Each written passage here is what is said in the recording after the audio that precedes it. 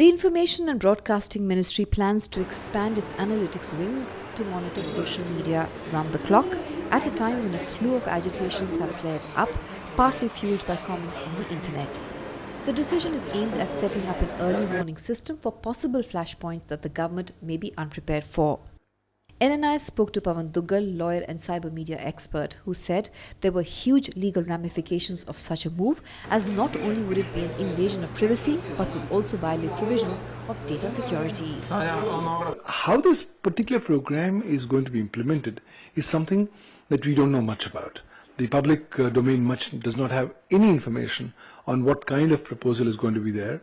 Further, what's the software that's going to be used for this particular purpose? What is the exact function of the software? Because it's also been reported that the software which will be monitoring the social media accounts will also be able to get personal details of the users, including their names, their backgrounds, their areas of interest. So somewhere down the line, this entire proposed program could have immense amount of legal policy ramifications, more so in the context of protection of privacy and also data protection. Now we have to appreciate that if this wing is going to be initiated by the ministry, this will be deemed to be state action, and any person who feels that his privacy has been impacted by such an exercise could potentially challenge it in a court of law.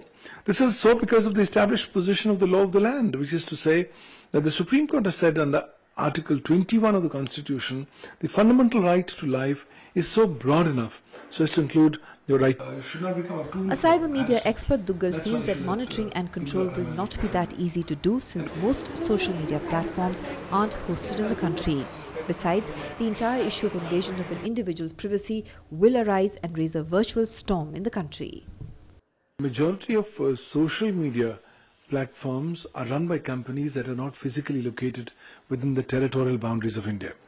Majority of them are located in the US, and therefore getting the relevant information from them in this regard could also be a big challenge, because we have seen historically that these companies have been relatively very slow in giving information, and it's only if it's a national interest issue where they really give you information. And now, after the judgment of the Supreme Court in Shreya Singhal versus Union of India, these companies or intermediaries are saying, well, give me a court order and only then will I comply, or give me an order from a governmental agency. So clearly, I think there could be potential challenges of enforcing this particular regime on legal entities located outside the territorial boundaries of India. More significantly, a bigger thing will also be that the government will have to be very transparent of what exactly it is aiming to do. Otherwise, this itself could become a trigger point for a lot of potential protests, because people on social media believe this is the last frontier. I think the government needs to be very forthright, very transparent in its approach, needs to take all stakeholders in its consideration and into the discussion and debate before they go ahead and implement such a mechanism. Well, such a mechanism could also, while on the one hand help India protect India's cyber security interests, but at the same time could be seen to be violating the online rights, liberties of Indian citizens. And therefore, I think a lot of work needs to be done before such a program could be implemented. Powered by NNIS.